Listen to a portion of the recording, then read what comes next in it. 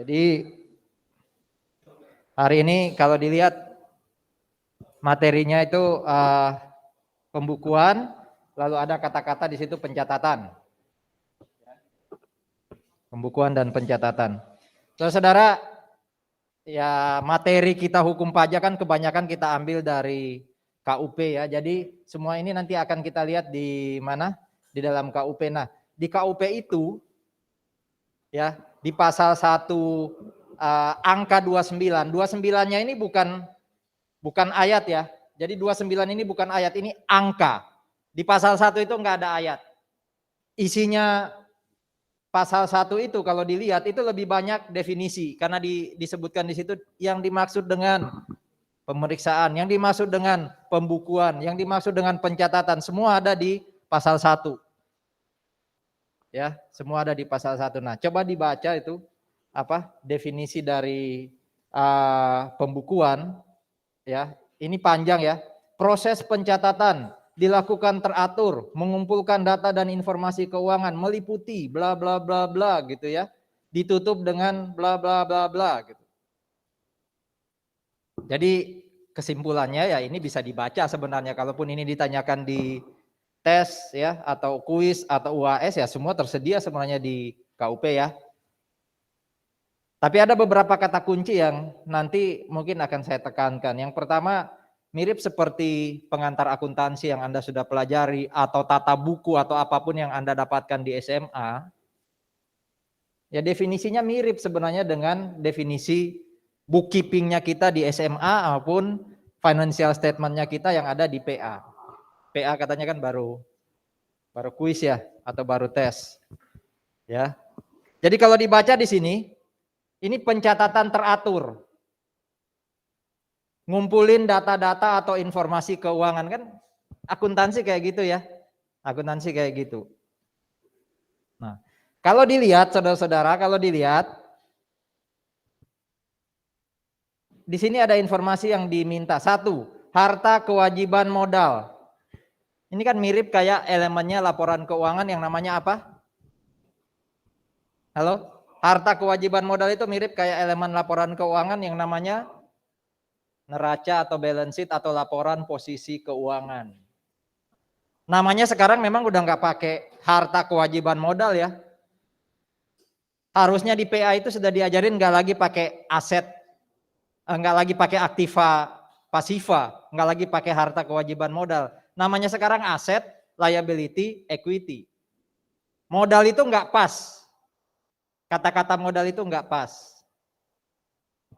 Tapi intinya saudara-saudara, yang 3 ini ya, harta, kewajiban modal, itu laporan keuangan yang kita sebut dengan ini ya, harta, kewajiban, lalu modal. Ini sebenarnya 3 elemen dari laporan keuangan yang namanya dulu sering kita kenal dengan balance sheet, ya kan? Atau sekarang namanya statement of financial position.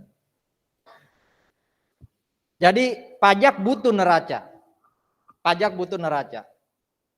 Yang sudah kita buat di laporan di pengantar akuntansi itu nanti akan dipakai oleh pajak. Ya, karena di sini dikatakan ini definisinya pajak loh ya, pembukuan ini. Di sini dikatakan butuh aset, liability, equity. Ya. Sementara yang kedua yang dibutuhkan di sini penghasilan, ya kan? Biaya. Ini semua masuk di mana? Ya kan? Jadi paling tidak ada 2 laporan yang dibutuhkan oleh pajak. Jadi dihasilkan akuntansi dibutuhkan pajak. Apa itu? 1, balance sheet atau statement of financial position. 2, income statement.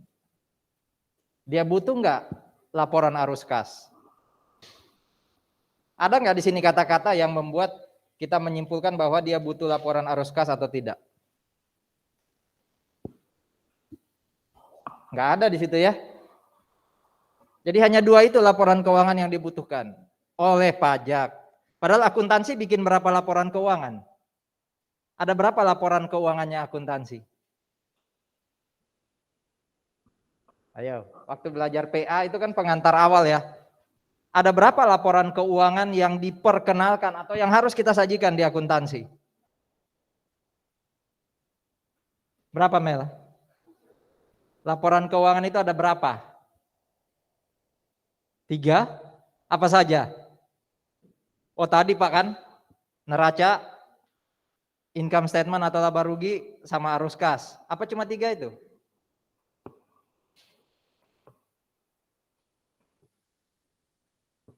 Apa lagi? Kalau cukup 3 itu ya nggak apa-apa.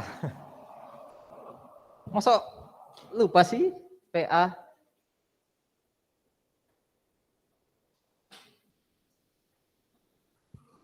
Yang keempat, laporan perubahan ekuitas.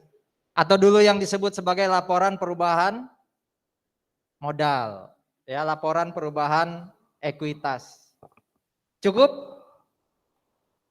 Cukup 4? Ya, ada yang kelima. Ini jangan dilupakan. Notes to the financial statement. Catatan atas laporan keuangan. Jadi laporan keuangan itu secara teori ada 5. Minimal. Laporan posisi keuangan, dulu sering dikenal balance sheet. 2, income statement, laporan laba rugi atau laporan pendapatan beban. 3, statement of cash flow. Ya. 4, laporan perubahan ekuitas. 5, notes to the financial statement atau catatan atas laporan keuangan. Ya. Nah, pajak hanya butuh berapa? Pajak hanya butuh 2, balance sheet, financial position ya, dan income statement.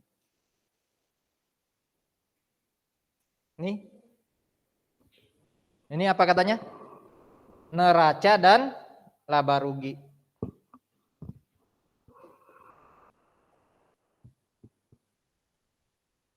Tapi saudara-saudara di praktek, secara akuntansi itu laporan keuangan bisa jadi banyak. 5 tadi itu minimal, harus disiapin. Kalau dia mau buat laporan laba ditahan, silakan. Tapi itu tidak wajib. Pokoknya 5 itu minimal harus disiapin akuntansi. Pajak hanya minta 2. Tapi di praktek sekali lagi bisa jadi pajak minta arus kas. Dia meriksa neraca, ketemu ada pertanyaan ya, kok cashnya sekian ya? Dari mana ngitung cashnya? Dia minta arus kas. Bisa jadi. Tapi secara hukum, secara ketentuan dasar dia hanya butuh 2. Ya, dia hanya butuh 2. Oke. Itu definisi pembukuan. Kalau yang di sini itu dihafalin ya tempatnya ya.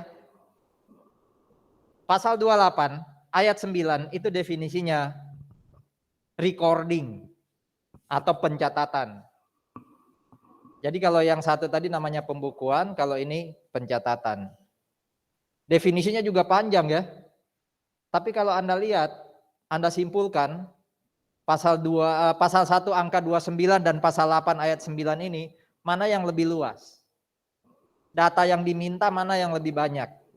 Pasal 1 angka 29 atau pasal 28 ayat 9. Kalau dalam kurung gitu disebut ayat ya. Lebih banyak mana yang diminta oleh pajak? Pembukuan atau pencatatan?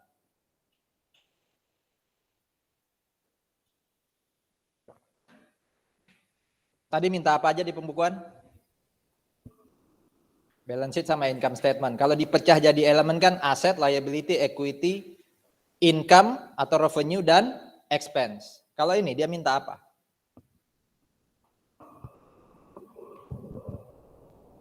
Dia minta apa di situ?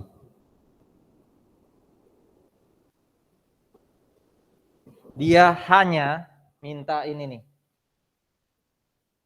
Penerimaan bruto atau penghasilan bruto. Kalau di laporan keuangan itu yang mana itu yang disebut penghasilan atau penerimaan bruto?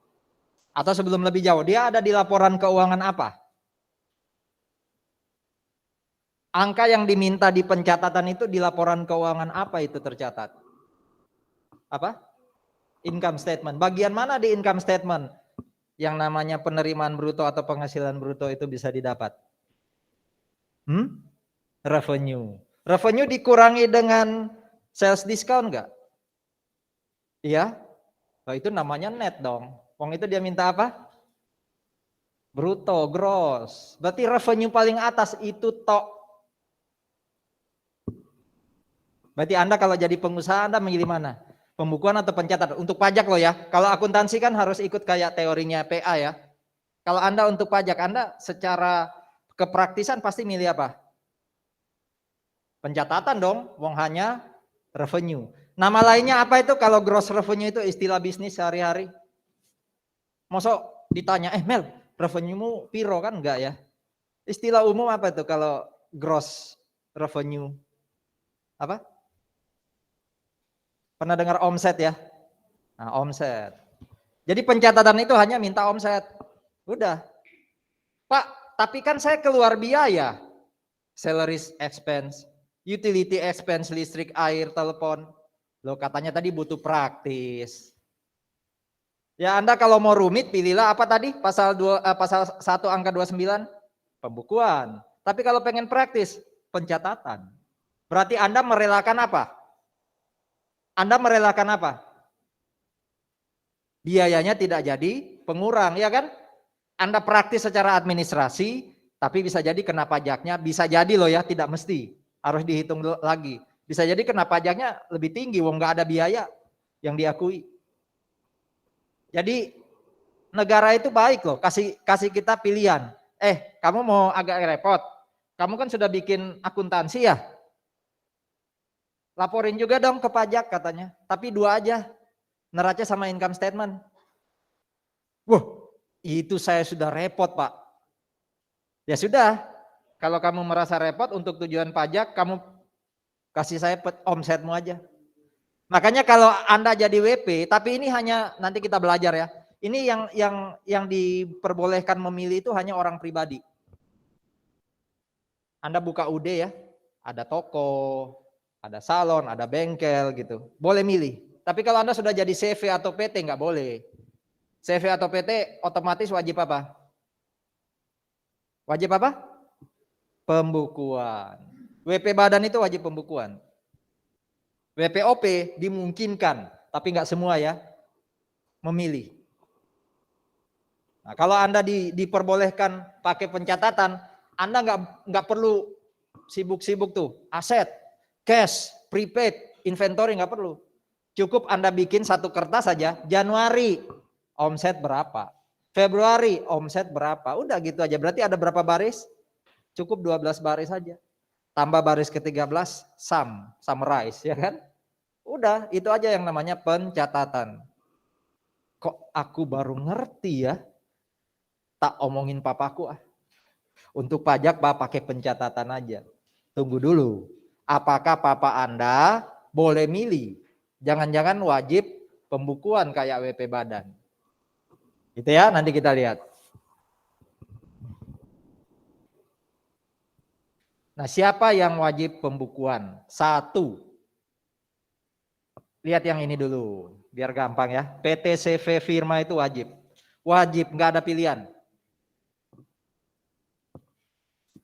OP yang wajib itu adalah yang lakukan usaha atau pekerjaan bebas. Jadi kalau pedagang, ya, kalau pedagang atau pekerjaan bebas itu kayak apa sih contohnya? Bagaimana membedakan pekerjaan terikat dan pekerjaan bebas? Masih ingat? Biasanya pekerjaan bebas itu melekat di apa ya? Di kata kunci kayak orang kayak apa tuh? OP kayak apa itu? Pekerjaan bebas itu apakah dagang atau jasa? Jasa yang kayak gimana? Jasa yang harus pakai sertifikasi. Dokter, akuntan, ya kan? Notaris. Itu bisa pekerjaan bebas.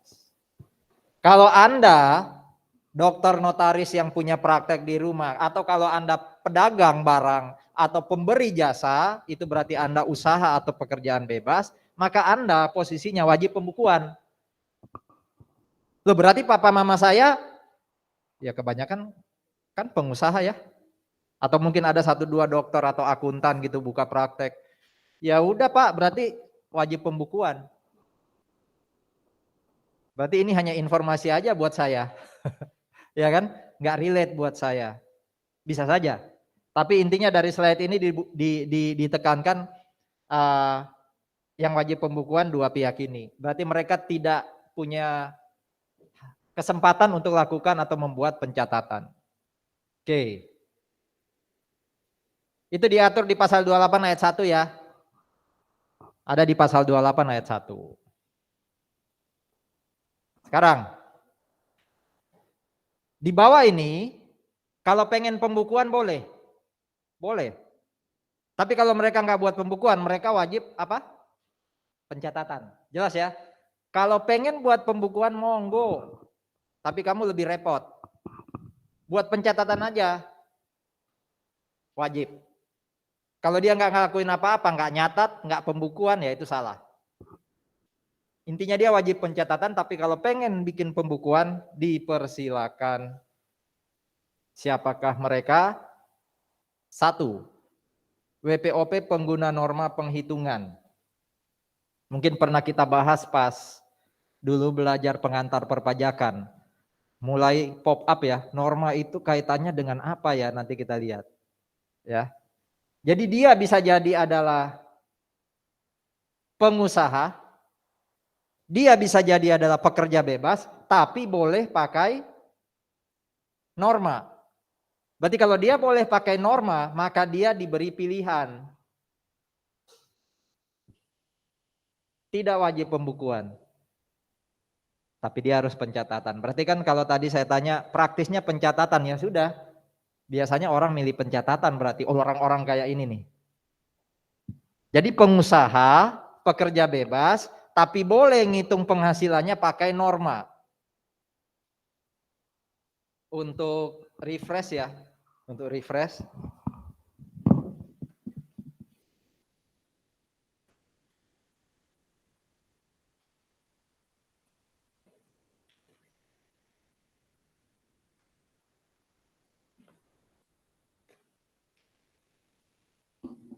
Kalau kita mau hitung penghasilan neto, ya ada 2 cara ya. Cara pertama adalah cara seperti biasa yang Anda pelajari di mana? Di pengantar akuntansi. Revenue kurangi expense. Ini kan income before tax. Di bawahnya ada income tax expense. Ini pengurang. Inilah net income. Dulu ya waktu belajar pengantar perpajakan ya. Tapi angkanya, ini kan angkanya akuntansi yang dipelajari di mana? Di PA. Ini harus di-convert. Apa istilahnya? Proses kita merubah revenue-nya akuntansi menjadi revenue-nya tax atau expense-nya akuntansi menjadi expense sesuai tax. Apa prosesnya namanya? Masih ingat? Koreksi fiskal. Wah, udah lupa ya waktu belajar pengantar perpajakan. Ya. Intinya angkanya akuntansi yang Anda pelajari di PA itu harus dirubah menjadi angkanya pajak. Karena kan ada aturan khusus di pajak soal revenue. Beda dengan akuntansi, begitu juga dengan expense. Di akuntansi expense, tapi di pajak tidak boleh jadi pengurang. Contoh, ngasih sumbangan, itu kan beban sumbangan, tapi di pajak dicoret, itu namanya dikoreksi. Ya. Jadi cara pertama untuk menghitung, ini namanya nanti di bawah ya, namanya pajak itu penghasilan neto, ya kan? Nanti kalau mau hitung pajak penghasilan, gimana caranya?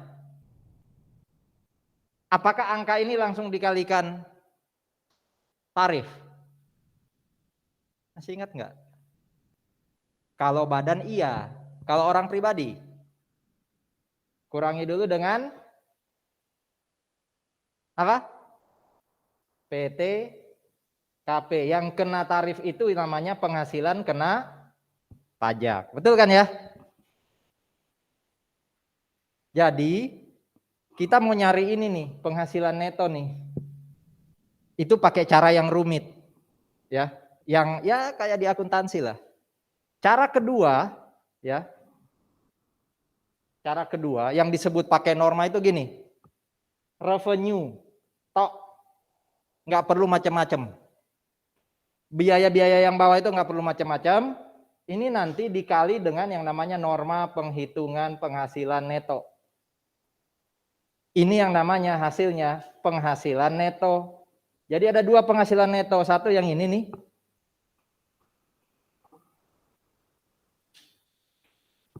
Ada penghasilan neto yang ini nih. Tadi katanya lebih milih yang kanan, karena kan lebih simpel ya. Di total aja omset saya 1 tahun, ini. Kalau sana, selain saya harus nota revenue, siapin bukti, expense juga saya nyari bukti, ini nggak perlu. Siapin bukti revenue tok, kalikan norma, sama dapat penghasilan neto. Bisa jadi sana lebih besar atau ini yang lebih besar, tergantung sih. Nah sama kalau orang pribadi berarti ini kurangi dulu dengan apa? PT supaya ketemu PKP. Jadi bedanya itu di sini nih. Pakai norma atau tidak pakai norma. Nah, Anda kalau diperbolehkan pakai norma, maka Anda boleh milih. Yang boleh pakai norma itu kan hanya pengusaha atau pekerja bebas. Saya pegawai nggak boleh pakai norma. Ya. Saya bukan, kan ada berapa tipe orang pribadi berdasarkan sumber penghasilan? 1, orang pribadi yang dapat penghasilan dari pengusaha sebagai pengusaha, bisa jual barang atau jual jasa. 2, orang pribadi yang dapat penghasilan dari pekerjaan tapi pekerjaannya terikat. Kalau pekerjaan bebas masuk yang nomor 1. 3, orang pribadi yang dapat penghasilan dari, masih ingat? Saya punya duit, saya pinjamin, terus dapat bunga. Usaha saya, core bisnis saya jualan barang, tapi lagi ada duit lebih, tak pinjamin dapat return bunga. Bunga itu bukan nomor 1, bukan nomor 2, bukan usaha, bukan pekerjaan terikat, tapi dari saya punya duit lebih, tak beliin saham investasi, ya kan? Ini yang ketiga. Yang keempat, nggak bisa masuk 1, 2, 3 Pak, namanya penghasilan lain-lain. Yang boleh pakai norma hanya yang nomor 1. Orang tua Anda, pengusaha kan, itu boleh pakai norma. Kalau Anda masih ingat syaratnya boleh pakai norma itu ada. Tapi harus permohonan dulu dan diizinkan ya. Nggak otomatis mentang-mentang pengusaha masuk di syarat tadi langsung pakai norma, enggak. Harus minta izin dulu. Nah nomor 2 kayak saya, kerja terikat, investor, bahkan yang lain-lain itu nggak bisa pakai norma. Jadi pihak pertama yang boleh milih pakai pencatatan atau pembukuan itu adalah kalau dia pengguna norma. Berarti Anda harus cari tahu siapa pengguna norma. Tadi saya sudah jelaskan, hanya orang pribadi yang pengusaha atau pekerjaan bebas. Oke, siapa lagi sih yang wajib pencatatan, ya tidak wajib pembukuan? Nah ini, kan tadi ada 4 tipe orang pribadi berdasarkan sumber kan? Berarti sumber yang pertama itu dimungkinkan memilih pembukuan atau pencatatan selama mereka boleh pakai norma. Sementara yang nomor 2, 3, dan 4, pekerja terikat, investor, atau lain-lain, itu masuk juga di kriteria ini. Ya. Nah, pertanyaannya masih ingat nggak? Pengusaha atau pekerja bebas kayak apa yang boleh pakai norma? Yang boleh pakai yang kanan? Yang katanya simple ini. Masih ingatkah waktu belajar pengantar perpajakan?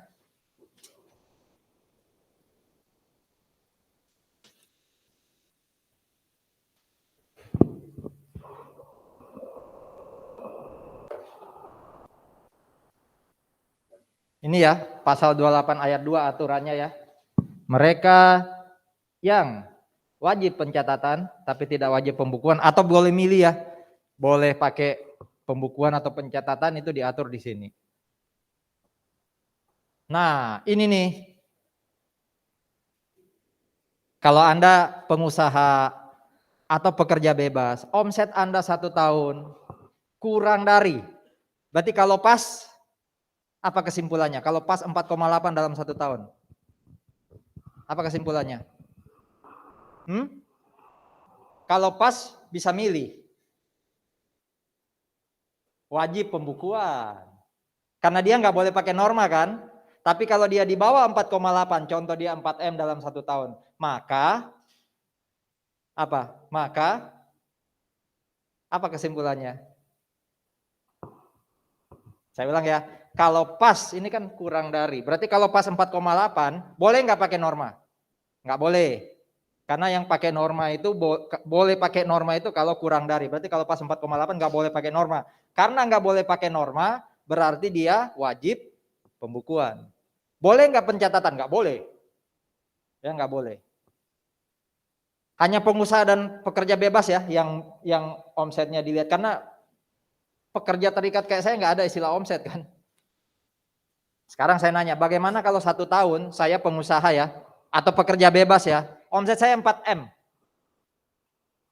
Saya wajib pembukuan atau boleh milih pembukuan pencatatan? Boleh milih? Yakin? Yakin boleh milih? Jadi saudara-saudara jangan langsung lompat. Boleh atau tidak boleh milih itu ujung. Tapi ada 3 loh. Ada yang di tengah loh. Saya kan awalnya apa? 4M. Anda langsung lompat ke kesimpulan boleh milih. Loh, dia boleh milih kalau, coba baca lagi. Dia boleh milih pembukuan atau pencatatan kalau, ini kan. Sekarang saya nanya, dia 4M pakai norma enggak? Bisa jadi kan dia memilih tidak pakai norma kan? Berarti kalau dia memilih pakai yang nomor 1 yang kiri, walaupun di bawah 4,8, ya dia mau nggak mau wajib pembukuan. Paham maksud saya ya? Saya orang pribadi pengusaha, omsetnya 4M, berarti di bawah 4,8. Ya kan? Di bawah 4,8. Tapi saya ngitung penghasilan neto pakai yang kiri. Mungkin saya suka yang repot-repot. Saya pakai yang kiri. Berarti kalau saya pakai yang kiri, ya saya nggak bisa milih pembukuan atau pencatatan. Mau nggak mau saya wajib pembukuan. Cuma masalahnya, tadi kan saya tanya sejak awal, kenapa milih pencatatan? Lebih praktis. Berarti kalau Anda di bawah 4,8, mending pakai norma supaya boleh milih pembukuan atau pencatatan. Paham ya? Jadi poinnya adalah tidak otomatis yang di bawah 4,8 itu boleh milih. Bahkan pencatatan enggak. Yang di bawah 4,8 apakah dia pakai norma? Kalau pakai norma boleh milih. Tapi kalau dia nggak pakai norma, dia wajib pembukuan. Jadi kata kuncinya bukan di omset, tapi apakah dia pakai norma atau enggak. Paham? Itu ya. Mel, kalau kamu baru buka usaha, ya, pasti kan di bawah 4,8. Kamu mau pakai cara yang kiri atau yang kanan, Mel, untuk ngitung penghasilan neto? Yang kiri itu kan yang nomor 1 tadi tuh, yang revenue kurang expense, yang kanan kan hanya omset. Kamu baru buka, pasti kan di bawah 4,8 kan? Mau pakai cara yang kiri atau yang kanan? Yang norma atau yang bukan norma? Sebelum nanti simpulkan pakai pembukuan atau pencatatan ya. Baru berdiri usahanya, pasti di bawah 4,8. Kamu mau pakai yang nomor 1 atau nomor 2? Nomor 1, yang lengkap tadi. Tadi katanya mau praktis. Kalau praktis pakai yang kanan aja kan. Supaya kamu bisa pakai pencatatan. Paham pertanyaan saya ya? Anda baru mendirikan usaha. Berarti omset Anda pasti di bawah 4,8. Pertanyaan saya, sebelum saya nanya Anda mau pakai pembukuan atau pencatatan ya, Anda lebih memilih ngitung penghasilan neto pakai yang nomor 1 yang di kiri kita tadi, atau pakai yang nomor 2 yang kanan? Nomor berapa? 1 apa 2? Ya lebih kecil yang mana ini maksudnya apa? Angka penghasilan netonya. Iya. Karena masuk akal juga sih, kadang-kala kalau biaya saya banyak, mending saya pilih yang kiri kan ya. Bisa jadi angka bawahnya ini, saya nggak tahu apakah maksud dia itu tadi. Tapi kalau biaya saya dikit gitu ya, mending saya pakai norma ya. Nah kebanyakan orang langsung menyimpulkan yang kanan, karena lebih praktis, silakan aja. Cuma tadi resikonya atau konsekuensinya apa? Biaya Anda nggak diakui loh sebagai pengurang. Jadi memang harus disimulasi saudara-saudara, betul. Nggak boleh langsung di bawah 4,8, mending izin pakai norma.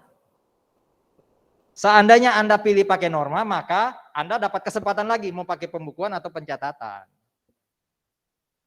Cuma logikanya, makanya saya bilang Mel tadi ya, dia itu pengen pencatatan yang praktis, tapi kok ngitungnya pakai yang kiri. Berarti nggak konsisten ya. Berarti kalau sejak awal Anda sudah ngitung pakai yang kanan, yang nomor 2 tadi, harusnya ketika milih pembukuan atau pencatatan, ya milihnya pasti apa? Anda pakai norma. Terus kan Anda boleh milih ya, katanya kalau Anda pakai norma Anda boleh milih pembukuan atau pencatatan. Harusnya Anda milih apa dong? Ya pencatatan aja. Ngapain repot-repot kan? Sudah pakai norma, praktis, malah milih pembukuan. Tahu gitu sejak awal tadi pakai yang kiri ya. Tapi di praktek kita diperbolehkan loh ya, walaupun kita pakai norma, milih. Tidak wajib pencatatan. Norma itu pun saudara-saudara, norma itu pun juga pilihan. Anda di bawah 4,8 tapi pengen ngitungnya pakai nomor yang kiri karena biayanya katanya lebih banyak, silakan. Nggak wajib norma itu. Atau ada yang pakai perspektif spiritual yang sering saya bilang, Pak, saya kalau 4M terus pakai norma, itu iman saya kan lemah Pak. Seakan-akan saya akan terus di bawah 4,8. Nanti diketawain malaikat di surga. Mending dari awal Pak, saya masih 100 juta, 200 juta, saya langsung pakai cara kiri Pak. Itu kan iman, bahwa saya nanti akan di atas 4,8. Boleh juga tuh. Ya kan? Betul ya? Ada amin ya Mel ya? Nah itu apa perspektif lain. Tapi sampai di sini ada pertanyaan dulu. Kalau pegawai kayak saya, apa kesimpulannya? Wajib pembukuan atau boleh memilih? Saya pegawai. Saya wajib pembukuan atau boleh memilih? Wajib pembukuan. Saya pegawai, saya cariin ya. Balik lagi di sini. Saya pegawai loh. Saya nggak lakukan usaha, nggak lakukan pekerjaan bebas. Masa wajib pembukuan? Nggak masuk saya di wajib pembukuan. Saya boleh memilih. Tapi saya boleh pakai norma nggak? Saya kalau pegawai saya masuk yang atas atau yang bawah? Bawah saya. Karena ingat norma hanya boleh dipilih oleh OP di sini tuh maksudnya OP pengusaha atau pekerja bebas. Kalau karyawan dia nggak ada istilah norma. Berarti saya ini sebagai pegawai saya bisa milih pembukuan atau pencatatan. Logikanya harusnya ngapain saya repot-repot pakai pembukuan ya? Mending pencatatan aja. Berarti saya omset tok nanti.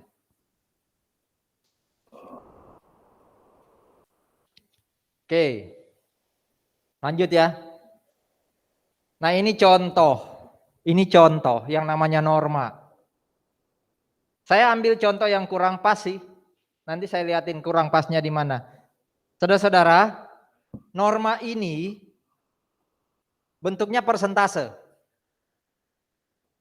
Saya tulis lagi ya, caranya ngitung tadi gimana? Omset dikali norma penghitungan penghasilan neto. Ini namanya apa? Penghasilan neto. Ini bentuknya persentase. Anda sama-sama dokter, sama-sama buka praktek, tapi Anda Wah, kota saya nggak masuk sini. Palu nggak masuk sini, Mel. Saya di Palu, saya di sini nih. Dibandingkan Anda yang ada di Makassar, norma kita beda. Ya, norma kita beda. Sama-sama dokter, buka praktek di rumah, sama-sama penjual tekstil, pedagang tekstil gitu ya, punya toko jual kain dan semacamnya. Tapi letaknya beda. Sidoarjo C. Ya, Sidoarjo C. Kira-kira yang persentasenya lebih besar itu A, B atau C? A dong. Itu kota-kota yang istilahnya kan ekonominya jauh lebih baik. Ya, sehingga nanti persentase normanya lebih tinggi, sehingga netonya lebih tinggi. Harusnya beda tiga ini. Jadi norma itu beda setiap jenis usaha atau jenis penghasilan, juga beda per kota. Harusnya. Tapi saya dapatin contoh yang kurang relate ya. Bisa jadi sama kayak ini nih. Pertanian tanaman jagung sama. Tapi biasanya sih umumnya ini lebih besar, ini sedikit lebih besar, ini paling kecil. Ini persentase nih, 15%, 15%. Kalau Anda pengen tahu lengkapnya cari di peraturan ini ya. Peraturan DJP 17 2015 ada di situ. Oh, papa saya dokter di Makassar. Berapa normanya? Tak hitungin pakai norma lebih untung atau pakai apa yang kiri tadi? Yang lengkap itu detil itu lebih untung. Nah, ada gunanya Anda ngambil tax accounting kan? Ya. Ini contoh aja ya. Jadi Anda bisa dapat di internet nanti. Oke, kembali ke KUP. Ya, kembali ke KUP. Ini syarat-syarat pembukuan atau pencatatan.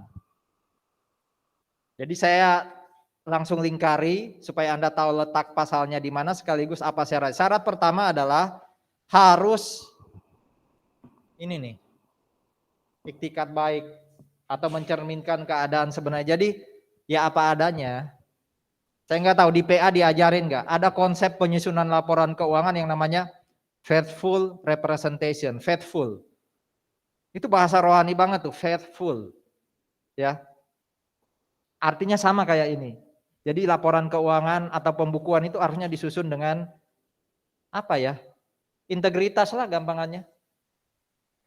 Berarti Anda tidak salah ngambil jurusan kan? Akuntansi itu integritas, pajak tambah integritas. Berarti jurusan yang paling alkitabiah di Petra ya tax accounting. Ya, betul ya? Itikat baik loh. Itikat baik itu nggak bisa dilihat langsung loh, tapi sudah disyaratkan oleh pajak. Itu syarat pertama ya, pembukuan itu harus itikat baik dan mencerminkan keadaan. Memang kayak abstrak, makanya saya bilang ini spiritual dalam tanda kutip. Bagaimana caranya orang pajak tahu itu itikat baik? Ya dia harus gali lebih dalam dong. Ya. Anda tulis penghasilan 100 juta, tapi ada orang lain lapor. Agus Toli pernah jual ke saya Pak, dia dapat 300 juta. Berarti kan bisa jadi ada 200 yang nggak dilaporkan Agus Toli itu. Nah itu berarti cara untuk tahu sesuai keadaan sebenarnya atau enggak. Jadi nggak perlu menyelami hati kita sebagai WP ya. Cari aja informasi di luar kita. Benar nggak data yang kita tulis di laporan keuangan sama kayak informasi yang didapat DJP. Itu syarat pertama. Syarat kedua, harus di Indonesia. Cuma sekarang udah nggak relate ya. Sejak zaman digital seperti sekarang kan nggak tahu kita dibuat di mana. Dulu kalau hard copy ya masih zaman hard copy, ya bisa lah ya ditelusuri ini dibuat di mana. Tapi sekarang ini nggak begitu relate. Yang harus diperhatikan tetap ini, pakai huruf Latin. Huruf Latin itu yang kayak gini. Jangan pakai huruf atau aksara Jawa, Honocoroko, huruf atau aksara Arab gitu ya, jangan. Angkanya harus angka Arab. Jadi angka ini saudara-saudara ini angka Arab loh ya. Ini angka Arab.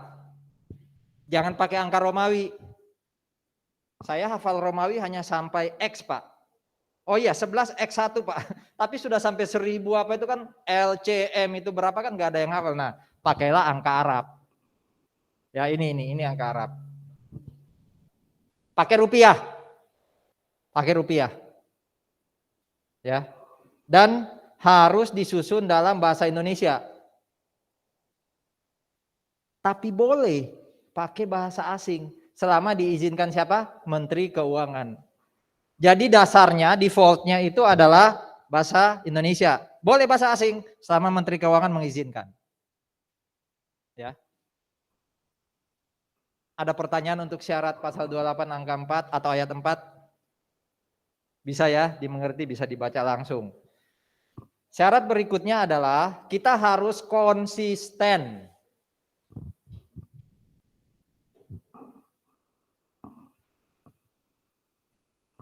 PA itu ngajarin accrual basis atau cash basis sih? PA itu mendasarkan ajaran bahwa kita wajib accrual atau wajib cash basis? Pengantar akuntansi itu sebenarnya ngajarin kita accrual basis atau cash basis?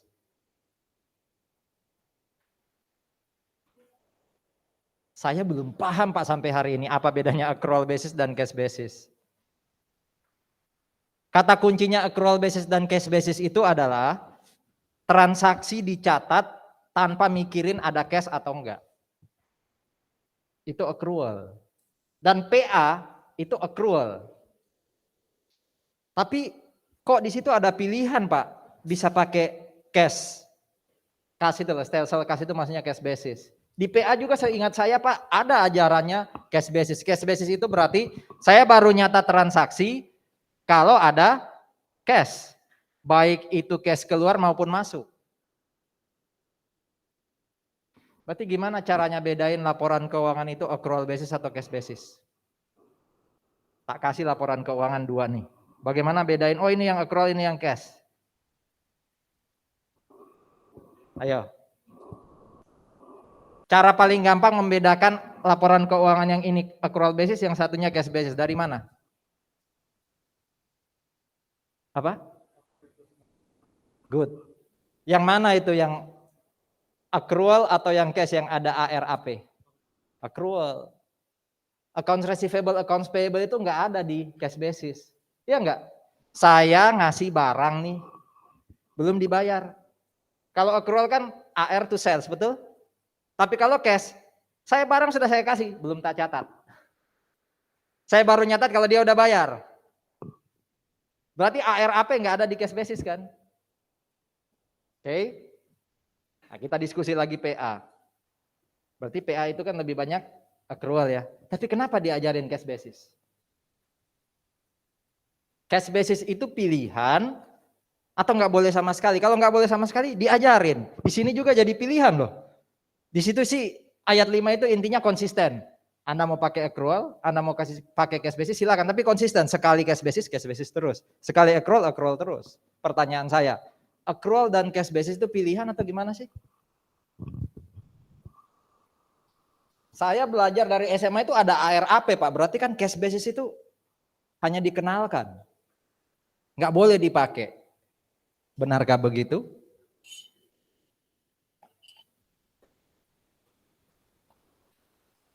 Ayo, ada yang mau kasih pendapat? Cash basis itu sebenarnya dalam akuntansi hukumnya apa sih? Haram kah? Kalau haram kok disebut-sebut? Nanti saya nggak bisa jadi akuntan gitu ya. Apakah cash basis pilihan atau cash basis dilarang? Ayo gimana? Roderick punya pendapat?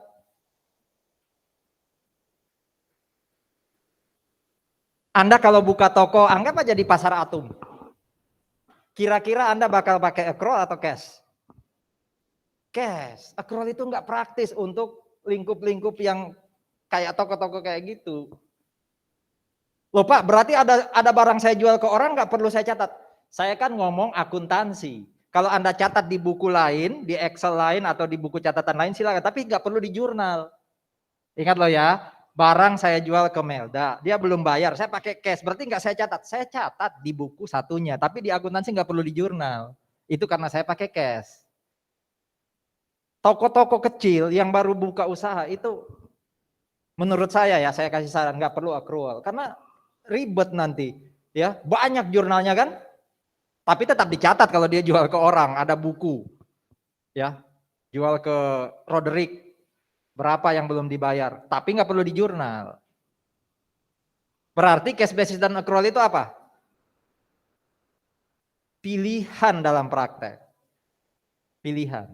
Nggak wajib accrual.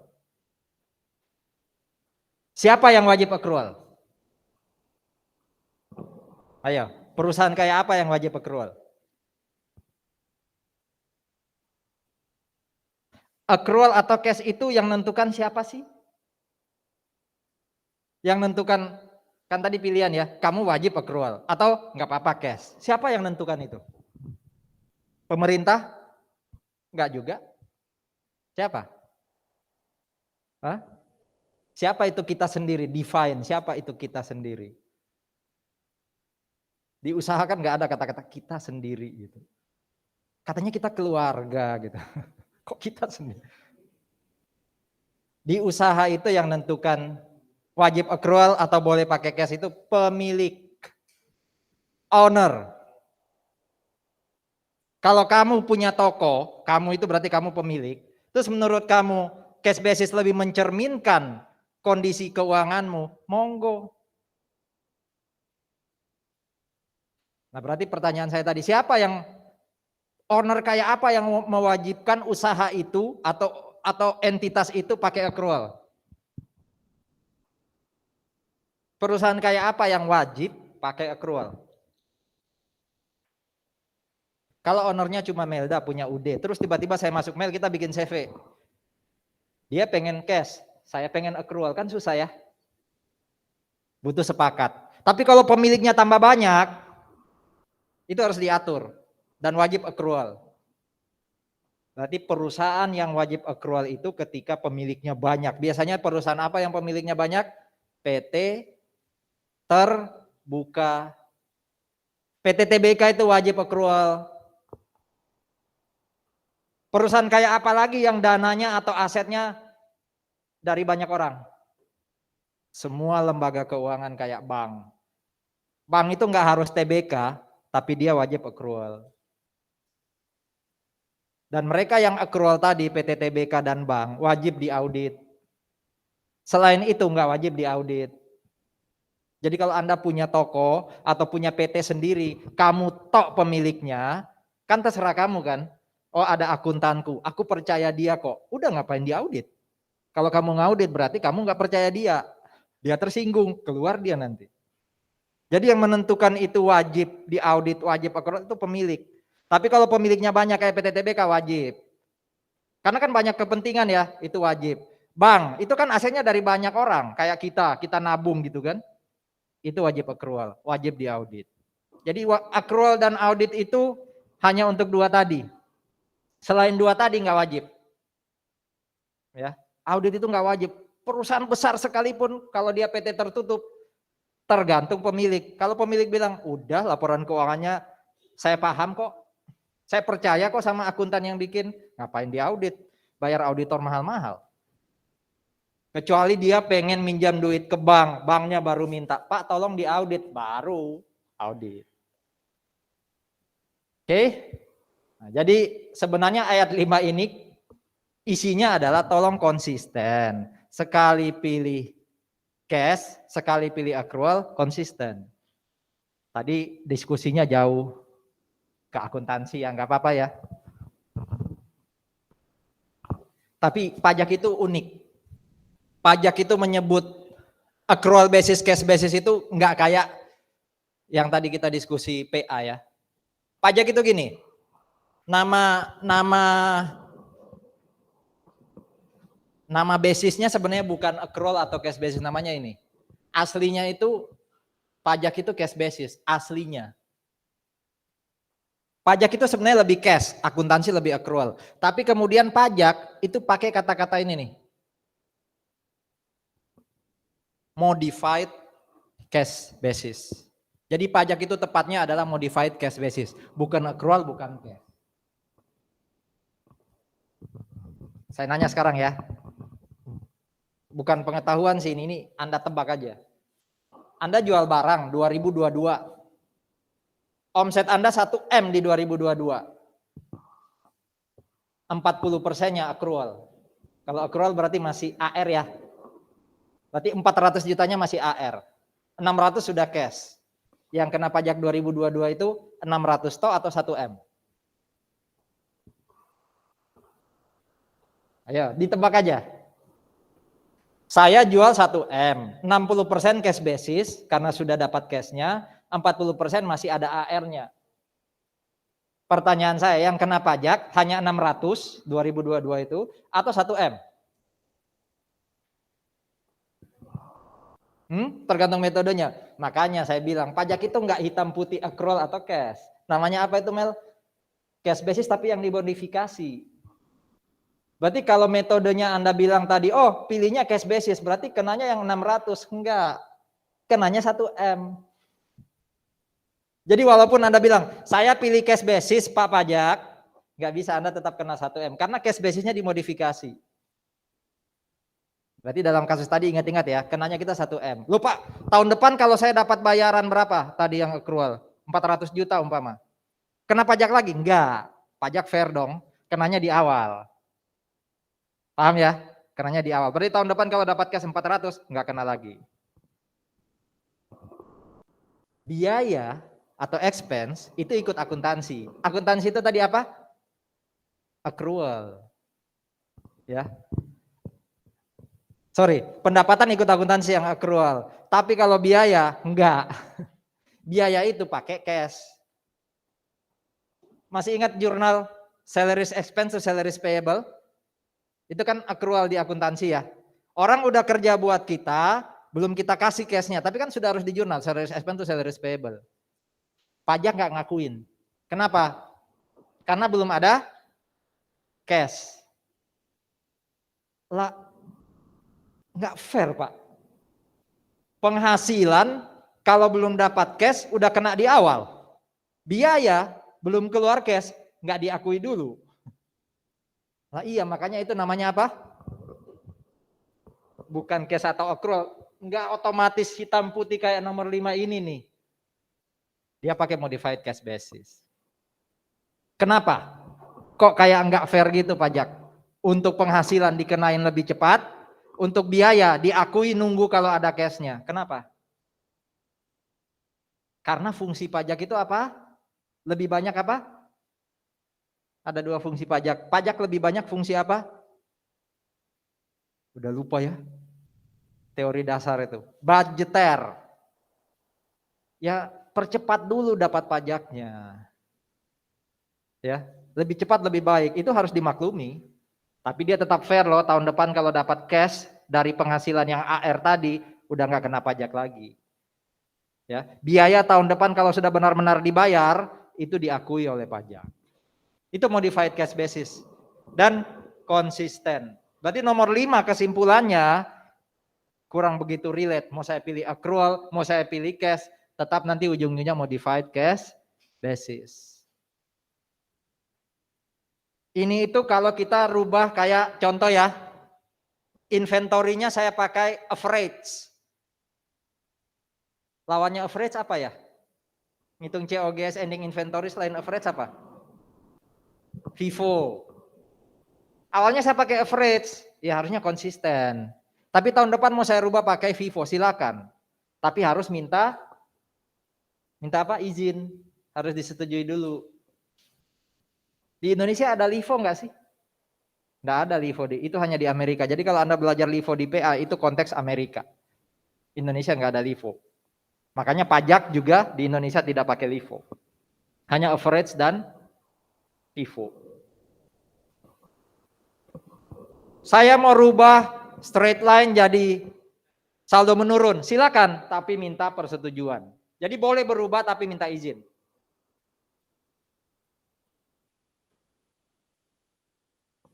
Nah ini nih, ini kaitannya dengan ayat berapa ini? Ayat 8 ini kaitan dengan ayat 4 kan? Bisa dalam bahasa asing selama disetujui Menteri Keuangan. Nah, pembukuan pakai bahasa asing tadi, ya, itu juga harus izin Menteri Keuangan. Jadi di sini dikatakan kan harus rupiah dan bahasa Indonesia, tapi bisa pakai bahasa asing. Jadi bisa pakai bahasa asing, bisa pakai selain rupiah. Tapi harus izin Menteri Keuangan. Nah, di sini nggak saya jelaskan di slide. Sejauh ini, selama aturan belum dirubah ya, yang diizinkan Menteri Keuangan itu hanya kalau bahasanya Inggris. Berarti kalau Anda punya klien dari Tiongkok, pakai bahasa sana, ya pilihannya hanya dua, mau pakai bahasa Indonesia atau pakai bahasa Inggris. Mata uangnya pakai mata uang Tiongkok, berarti dia harus convert entah ke rupiah atau US dollar. Jadi hanya dua ya yang diperbolehkan, terkait bahasa itu hanya boleh bahasa Inggris, terkait mata uang hanya boleh US dollar. Jadi PMA, penanaman modal asing Singapura, bisa pakai bahasa Inggris. Tapi mata uangnya nggak boleh pakai dolar Singapura, harus dikonvert jadi dolar Amerika. Atau kalau mau langsung ya bahasa Indonesia aja, pakai rupiah gitu ya.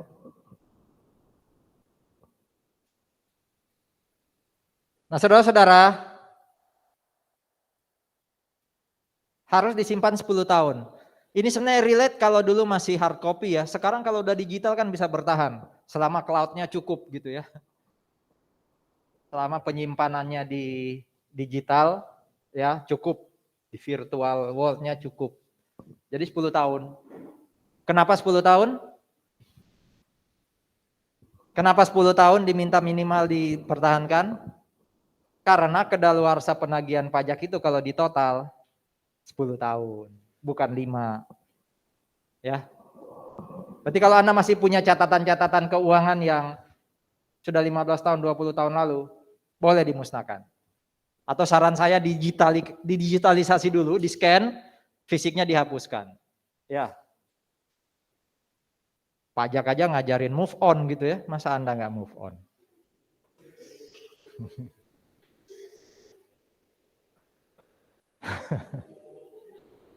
Nah, yang mau kita lihat ini apa saja sih yang nanti dilanggar terkait pembukuan pencatatan maupun dokumen lain, dan juga nanti apa sanksinya, ya? Apa sanksinya? Apa saja bentuk administrasi, sanksi administrasi yang nanti diberikan, ya? Jadi itu yang harus Anda, di sini kayaknya nggak diliatin, bentar ya, nggak diliatin. Berarti Anda siapin ya, siapa tahu minggu depan ditanyain ya. Jadi Anda cari dalam Undang-Undang KUP, ya, itu kalau tidak melakukan, pokoknya semua pelanggaran terkait pembukuan atau pencatatan itu apa saja, dan sanksinya apa. Ya, tersedia bebas kok di Undang-Undang KUP. Atau kalau Anda pengen cari yang praktis, cari dosen lain yang pernah buat slide gitu ya, atau orang lain yang pernah buat tulisan, pakai itu aja. Siapa tahu minggu depan. Jadi cara belajarnya gitu ya, Anda cari sendiri ya. Saya punya sih slide lain ya, tapi tidak saya sajikan di sini, untuk Anda juga nyari sendiri. Sampai titik ini ada pertanyaan? Nah, saudara-saudara, kita belajar dikit akuntansi ya. Anda sudah belajar PA, tapi saya ingatin dikit. Ini yang tadi saya tanya ke Anda, ini laporan keuangan kita. Ini laporan keuangan kita di akuntansi. Jangan hanya ingat 3 ini ya, jangan hanya ingat 4 ini ya, ada dia juga loh, notes. Jadi kalau ditanya berapa laporan keuangan? 5. Ya, 5. Ini isinya apa? Aset, liability, equity, yang Anda sering diajarin aktiva, kewajiban, modal, ya kan? Itu bahasa dinosaurus. Bahasa sekarang itu aset, liability, equity. Ya. Pertanyaan saya, aset, liability, equity itu namanya apa sih istilahnya? Kalau ini kan laporan keuangan ya. Ini kan laporan keuangan. Isinya ini namanya apa? Aset, liability, equity. Atau ini isinya apa? Revenue expense kan? Nah, revenue expense itu istilahnya apa sih? Kayak aset, liability, equity itu istilahnya apa sih? Laporan keuangan ada 5. Isi laporan keuangan itu apa? Ingat ini enggak? Betul? Itu elemen. Jadi aset itu elemen. Laporan keuangannya neraca atau laporan posisi keuangan. Di aset itu ada isi kan ya? Apa aja isinya aset? Cash, prepaid, betul? Inventory, dan semacam itu namanya apa? Di liability itu kan ada hutang gaji, hutang dividen. Itu namanya apa itu? Kalau elemen sudah dipecah lagi.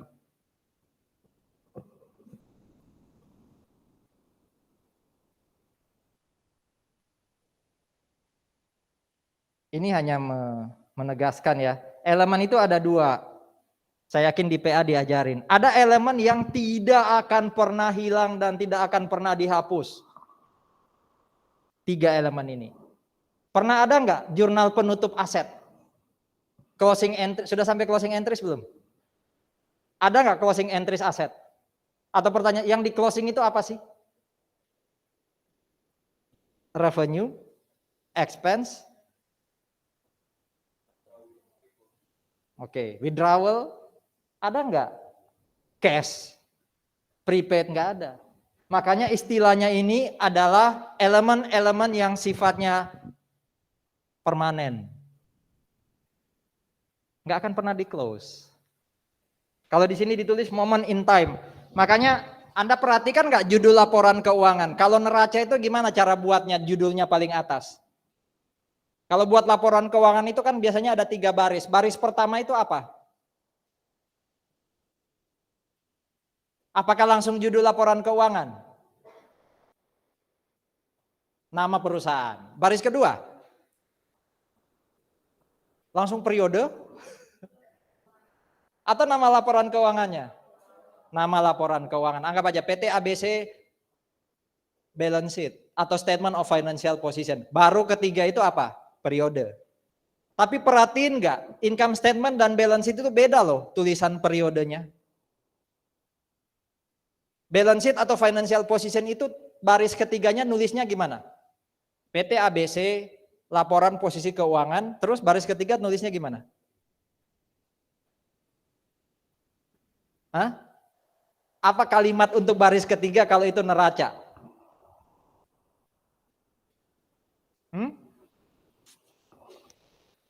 Per 31 Desember 2021, betul? Iya enggak? Makanya di sini dikatakan moment in time. Jadi kalau Anda lihat neraca, Anda lihat aset Anda cash 1M. 1M itu angka per tanggal laporan keuangan per 31 Desember 21 umpama.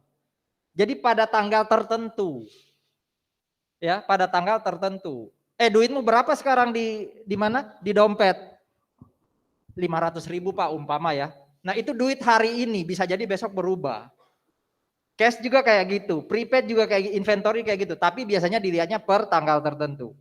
Dia nggak akan pernah habis, dia nggak akan pernah di close, tapi harus dilihat pada tanggal tertentu. Tanggal tertentu itu disebut tanggal laporan keuangan, umumnya tanggal 31 Desember, betul? Ini permanen ini, nggak pernah di close. Tapi untuk elemen-elemen lain, kayak ini nih, ini sifatnya period. Makanya income statement baris ketiga tulisnya gimana? Masuk PT ABC income statement per 31 Desember, enggak loh. Baris ketiga itu apa tulisannya untuk periode? Hah? Mosok nggak pakai tanggal? Ada tanggalnya, tapi cara nulisnya kayak neraca, enggak per 31 Desember. Untuk periode yang berakhir di tanggal 31. Berarti dia ada periode habisnya di 31. Berarti dia sifatnya periodik. Income statement itu periodik. Periodiknya berapa lama? 1 tok. 1 tahun tok. Jadi kalau Anda ditanya, income-mu berapa? 10M. 10M itu berarti hanya untuk periode tertentu. Bukan total revenue tiap tahun, bukan. Tapi kalau ditanya cash-mu berapa sekarang? Nah itu cash yang hasil nambah, turun, atau naik terus per tanggal tertentu.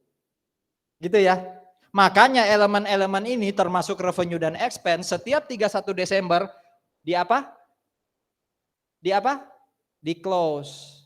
Ini sifatnya temporer nih, period of time. Betul ya? Kalau mulai 1 Januari itu istilahnya kayak iklan Idul Fitrinya Pertamina. Kita mulai dari nol lagi ya. Betul ya? Revenue itu kan mulai nol tuh 1 Januari. Tapi aset? Enggak.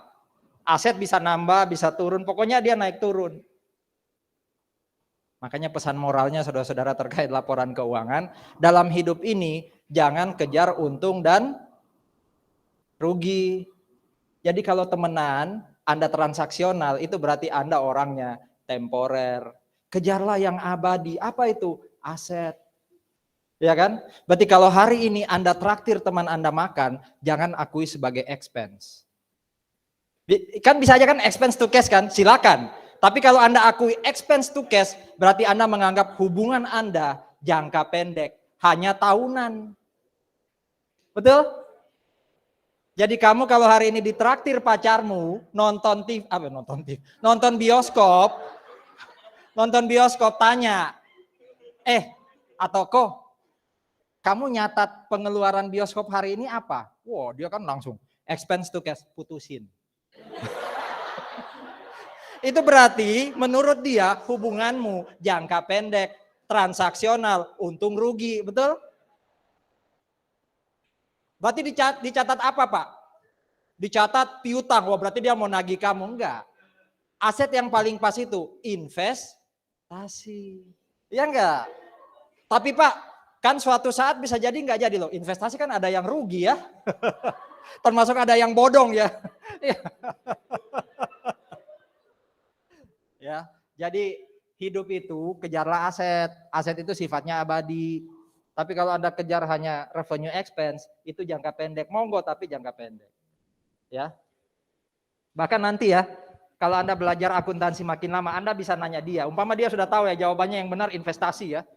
Aku investasi yang kayak apa? Wah, nanti di AKM 2 mungkin ketemu itu. Ya. Karena ada investasi saudara-saudara, ada investasi yang gini loh. Ada investasi yang memang sejak awal ditujukan ketika nilainya turun langsung dilepas. Wah, kalau dia taruh Anda di situ, putusin juga. Tapi ada investasi saudara-saudara yang secara sadar sejak awal dipilih. Mau berapapun nilainya, mau naik mau turun, itu ditahan sampai jatuh tempo. Wah, kalau Anda ditempatkan di situ udah perjuangkan dia. Ya. Ya. Tapi untuk bisa naruh investasi di tempat tadi, dia harus mau dan mampu. Mau dan mampu. Jadi gini kan Anda tanya, aku investasi yang mana? Kamu investasi yang tertinggi. Jadi mau kamu tambah cerewet, bodimu tambah gemuk, aku nggak akan lepas kamu. Ya. Tapi balik ke dia. Kok yang aku tahu untuk bisa menempatkan investasi di situ syaratnya 2. Mau dan mampu. Kamu sudah mau, tapi mampu nggak biayai perawatanku? Ya kan? Mampu nggak beliin aku tas? Kalau nggak mampu kok, nggak apa-apa investasi yang lain. Tapi kan kita nggak akan seterusnya loh. Bisa jadi loh. Jadi akuntansi itu bisa dibuat gitu loh. Ya.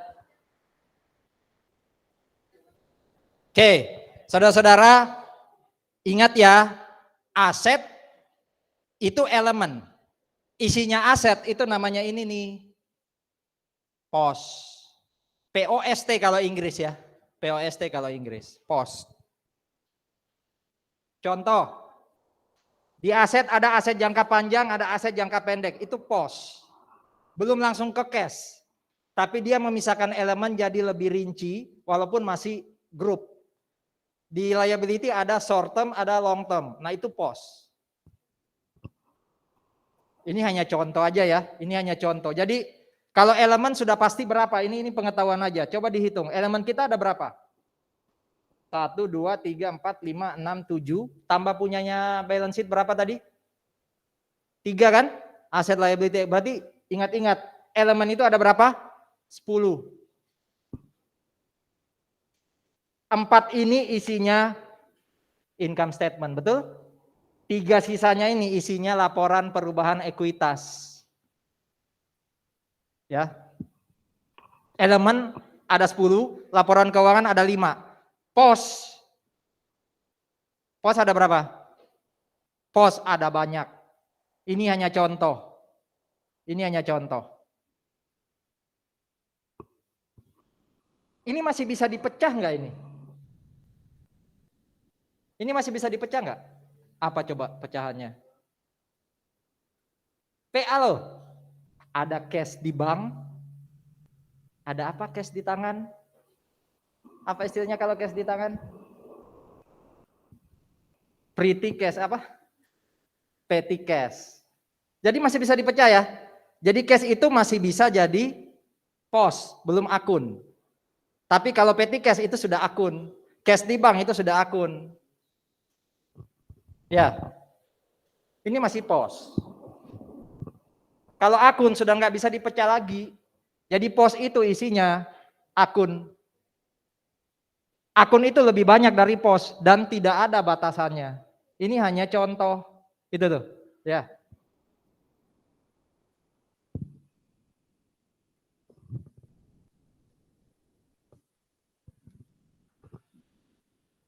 Jadi kalau Anda buat jurnal itu, yang Anda tulis apa? Makanya namanya apa? Chart of account. Jadi jangan sampai buat jurnal short term asset to long term liabilities. Itu salah. Harus akun. Dan akun ada banyak. Akun boleh Anda namain apa saja, tapi yang nggak boleh Anda namain apa saja itu elemen. Laporan keuangan. Itu nggak boleh dinamain apa saja, harus sama semua perusahaan. Kalau akun, silakan bikin sendiri. Jadi kalau Anda tulis petty cash pakai tadi saya sebut pretty cash, silakan. Toh Anda yang paham. Ya.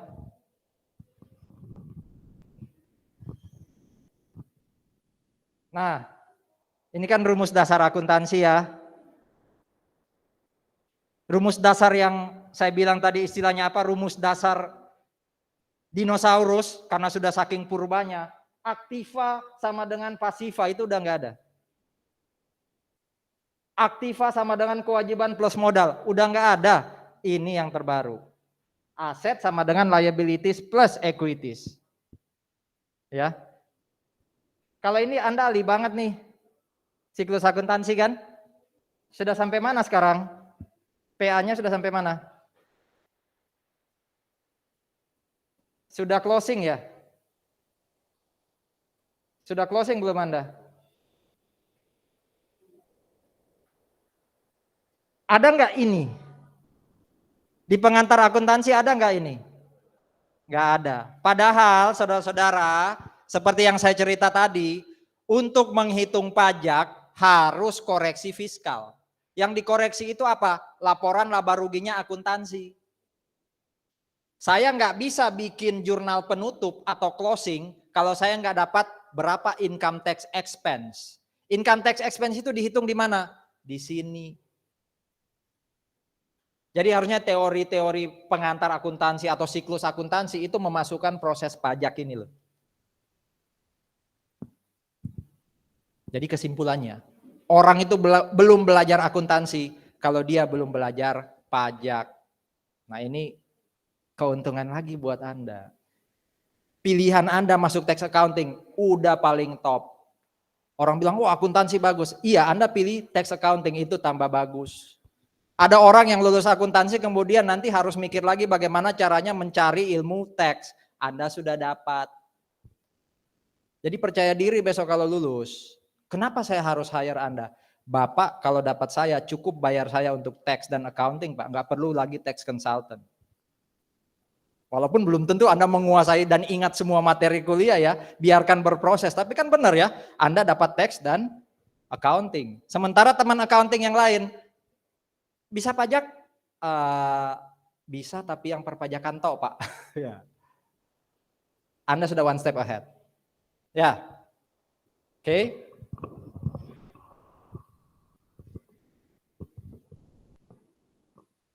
Sekarang bukan tugas sih. Coba Anda test drive. Apa? Menguji ulang yang sudah kita pelajari tadi. Kalau Anda punya catatan, Anda pilih ya. Orang ini, pihak-pihak yang akan saya tulis, itu wajib pembukuan, wajib pencatatan atau boleh milih. Atau tidak wajib dua-duanya.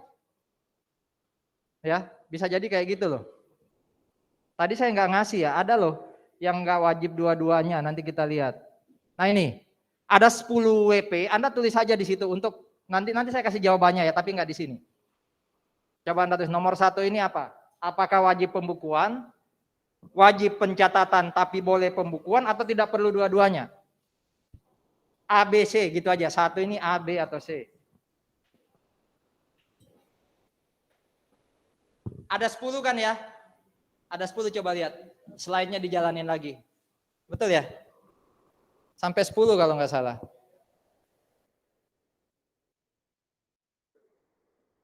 Nah, coba 5 menit Anda tulis sendiri, diskusi juga dengan teman. Nanti saya kasih jawabannya, tapi untuk bisa ngelatih otak ingatan tadi. Masuk yang mana nih masing-masing nih? A, B atau C?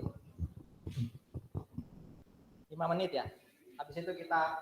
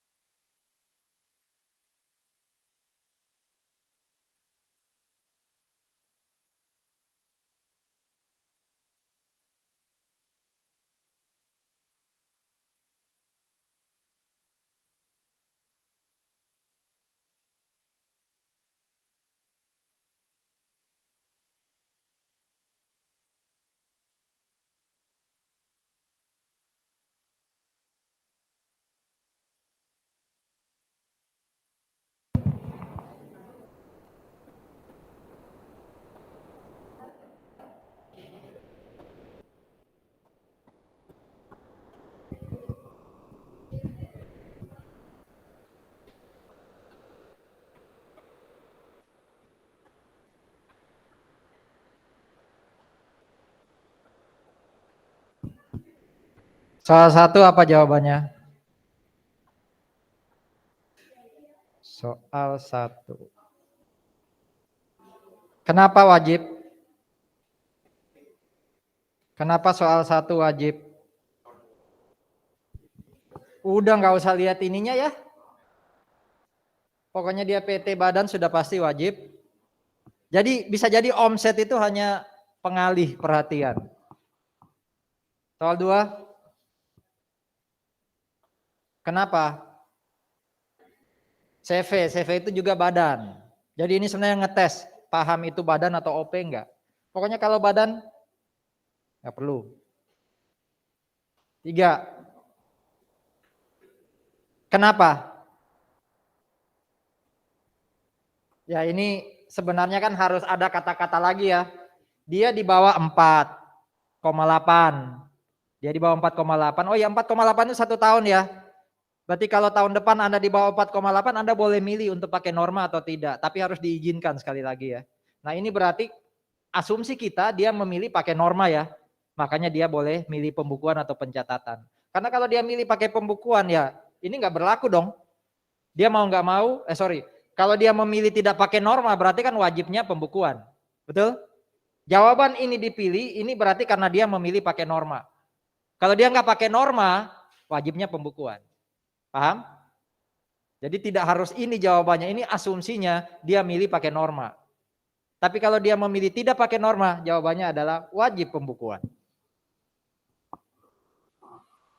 Soal 4.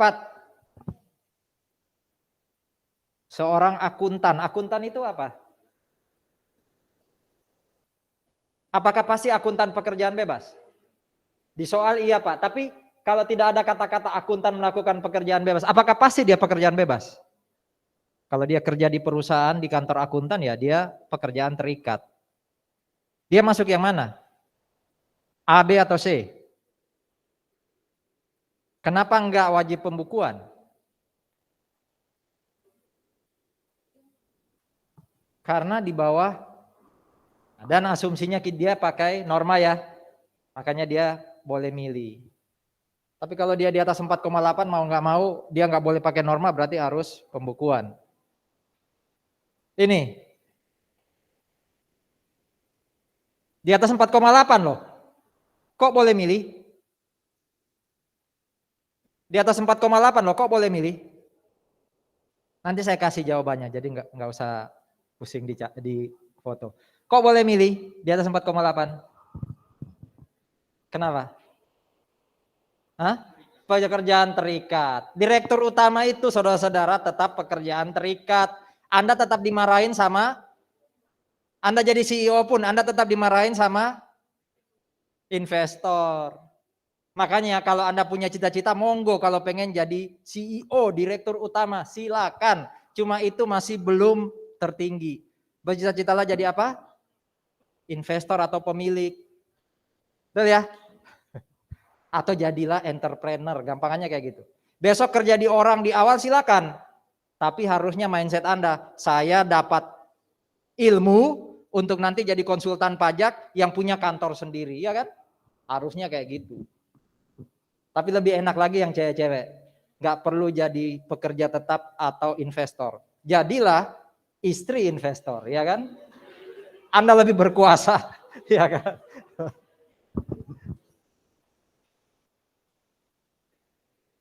Kenapa wajib pembukuan? Kenapa wajib pembukuan? Kata kuncinya apa? Ini Pak di atas 4,8, tapi kok bisa dia di atas 4,8 yang sebelumnya aja boleh milih?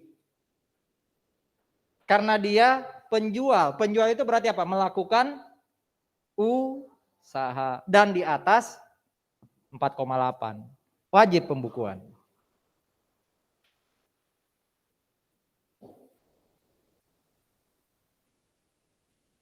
Kenapa? Ya asumsinya dia pakai norma ya. Kalau dia tidak pakai norma ya wajib pembukuan. Oke? 8.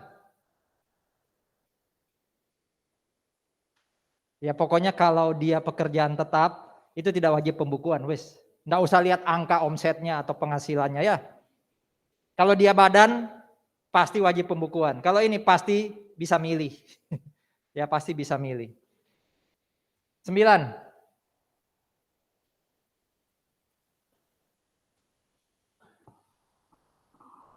Ini apa? Badan. Jadi ini nggak perlu dilihat. Ya, badan wajib pembukuan. Nah, saya kasih satu petunjuk ya terkait tugas tadi ya, yang apa? Bukan tugas sih, belajar tadi ya soal pelanggaran dan sanksinya apa. Saudara-saudara, Badan itu bisa kena norma. Tadi katanya Pak Agus, badan nggak boleh pakai norma. Iya, betul, badan nggak boleh pakai norma. Tapi bisa kena norma. Berarti norma yang dipakai untuk badan itu karena dia melanggar sesuatu, sehingga hukumannya dia dikenakan norma. Secara praktis enak norma, tapi secara hitungan kita harus mengorbankan apa tadi? Biaya kan? Berarti Anda kalau perusahaan melanggar sesuatu bisa jadi nanti Anda kena sanksi, dikenai norma. Biayamu nggak diakui. Berarti norma buat badan itu sifatnya apa?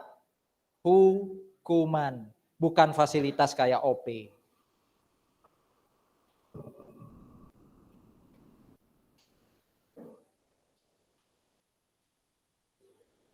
Kenapa ya? Kata kuncinya yang 50M atau PT-nya? PT-nya ya. Ini namanya apa ini? Istilahnya kalau ada perusahaan luar negeri, itu kan WP luar negeri. Tapi kok ada cabangnya di Indonesia atau anak itu istilahnya apa? BUT, terima kasih. BUT itu badan. Badan itu wajib pembukuan. Ada pertanyaan? Ada pertanyaan? Yang C itu kayak apa? Dari tadi ada nggak jawaban C? Yang C itu kayak apa? Kok nggak nanya sih? Yang C itu kayak apa?